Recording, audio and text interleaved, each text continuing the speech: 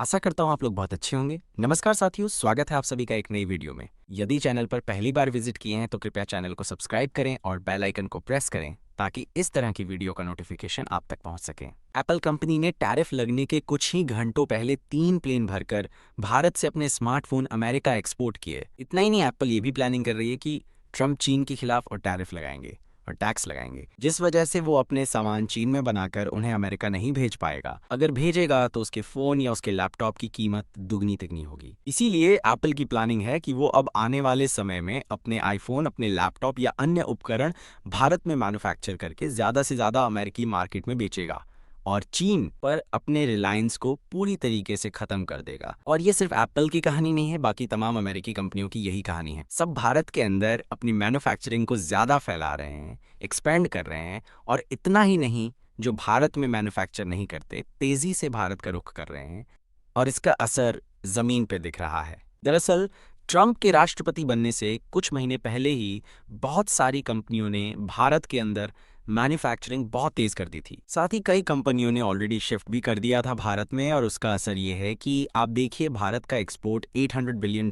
को पार कर गया है। जी हाँ, जो पूरा फाइनेंशियल ईयर है, दरअसल दुनिया के बाकी देशों में फाइनेंशियल ईयर शुरू होता है 1 जनवरी से खत्म होता है 31 दिसंबर को। भारत में शुरू होता है 3 महीने के बाद, यानी कि जो पिछला साल था फाइनेंशियल ईयर का, इसे कहते हैं 2024-25, और ये शुरू हुआ था 1 अप्रैल 2024 को और 12 महीनों के बाद 31 मार्च 2025 को, अब यानी कि 8 दिन पहले यह खत्म हुआ है। इन पूरे 12 महीनों में भारत का एक्सपोर्ट टोटल $800 बिलियन पहुंच गया है, और ये इतिहास में पहली बार है। हमने अपने पूरे इतिहास में कभी भी 800 बिलियन के सामान बनाकर दुनिया को नहीं बेचे। और ये कितना ज़्यादा बड़ा है, इससे आप अंदाज़ा लगाइए कि सन 2019 का जो फाइनेंशियल ईयर था, उसमें हमारे एक्सपोर्ट 450 बिलियन से कुछ ही ज़्यादा थे। एग्जैक्टली 470 बिलियन के एक्सपोर्ट हमने किए थे। अब 5 सालों में ये बढ़कर 800 बिलियन पहुंच गया है, यानी कि डबल हो गया है 5 सालों में। और चीन के साथ जो हमारा अंतर कभी 10 गुना का हुआ करता था, जी हाँ, चीन हमसे 10 गुना का एक्सपोर्ट किया करता था, अब वो आकर मुश्किल से 3 गुना पर रह गया है। जी हाँ, चीन ने पिछले साल में करीबन $3 ट्रिलियन के एक्सपोर्ट किए, हमने 800 बिलियन के। और याद रखिए, चीन और भारत की अर्थव्यवस्था में कम से कम 5 गुना का डिफरेंस है, क्योंकि उसकी अर्थव्यवस्था करीबन 189 ट्रिलियन की है, हमारी 4.3 ट्रिलियन की, और एक्सपोर्ट का अंतर मात्र 3 गुना का रह गया है। और जिस रफ्तार से भारत बढ़ रहा है, आने वाले 5 सालों में ये आंकड़ा हर हालत में 1.5 ट्रिलियन के पार जाएगा ही जाएगा।